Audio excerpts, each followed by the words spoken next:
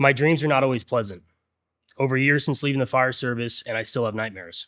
I occasionally have night terrors. In these dreams, I'm back on shift, continuing my life 24 hours at a time in my mind. In these dreams, the house with the family inside always burns down. If I could even start my rescue, I always crash it while responding. The child always dies. I'm never good enough in my dreams to save my patients, the people I took the oath to serve. My skills always fall short, and I make fatal errors in their care. I've awoken crying. I don't wake my wife as she sleeps peacefully next to me.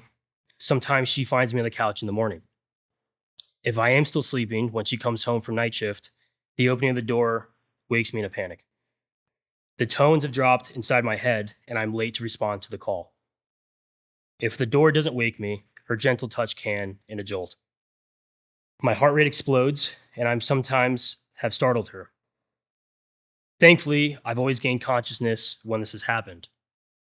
After World War II, my great-grandfather could only be woken by his feet.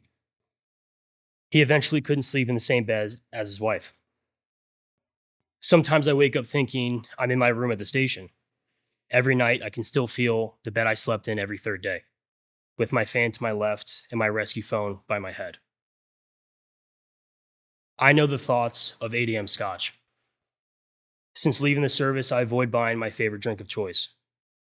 I still have the bottles I emptied in the garage because they remind me of the slippery slope I was capable of collapsing down. Men and women I served with have not been as lucky. My habit never became an addiction, but for some people it does. The finger pour became a glass. Sometimes I'd consider another. Occasionally I would. My patients' faces wouldn't leave, but they became easier to sit with. They'd join me as I watched TV with my wife. I don't drink often anymore. Seeing the slope was enough for me to feel. I was accepted into paramedic school. Not everyone is. I didn't tell my crew I declined the acceptance. They would share their difficulty sleeping with me, or the calls they couldn't forget.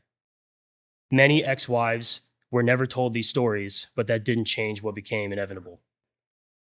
My final uniform lay dirty in my garage for over a year. I saw it every day as if I had to wash it for shift tomorrow. I don't know why I never cleaned it.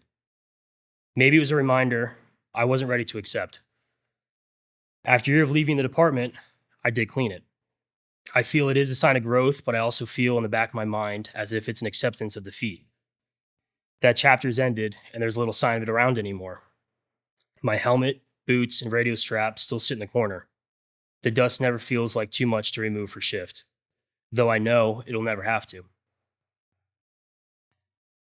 I knew I had PTSD when I would wake up from these nightmares and feel nothing. I would continue my day as though more people didn't die at my hands. Knowing these nightmares often didn't scare me was the sign that it should. I wouldn't address it when people could tell I was off at work. The biggest help has been my writing.